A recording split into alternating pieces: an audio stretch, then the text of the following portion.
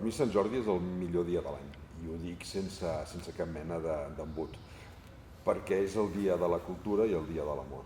I pels que estem enamorats de la cultura, és que no pot ser res millor. És el dia de portar cultura, d'adquirir cultura, de llegir, és el dia d'estimar. No només la cultura, sinó, a més, els que tenim una parella que ens l'estimem, és un dia que ho combines tot. I per mi és un dia que vaig somrient d'inici a fi.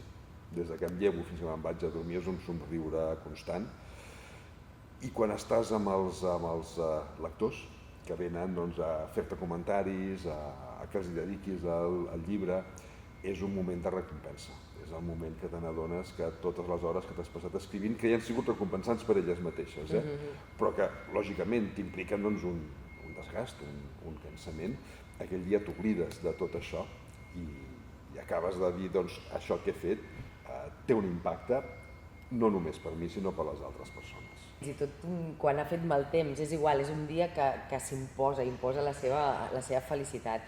I jo he passat anys de signar i anys de no, també m'agrada anys com que no em toqui signar i poder passejar tranquil·lament, però òbviament aquest moment com tu dius, de rebre la gent allà em segueix semblant una mena de miracle, i no crec en els miracles, però de veritat aquesta gent està anant a comprar un llibre i està fent aquesta cua per mi, per venir a llegir, que li dedico una cosa que jo vaig estar escrivint allà amb la meva intimitat d'aquella manera tan tortuosa, és meravellós. A més, és un dia que et trobes amb moltíssima gent que feia molt de temps que no havies vist, que tens aquelles converses, que és un dia que potser, com a lector, abans de signar i tal, has viscut com un dia de feina, però que no és feina, que vas, que et regalen roses. A més, vaig sentir que això ja se celebrava, no l'aspecte llibres, l'aspecte regalar roses, ja celebrava el segle XIV aquí a Barcelona.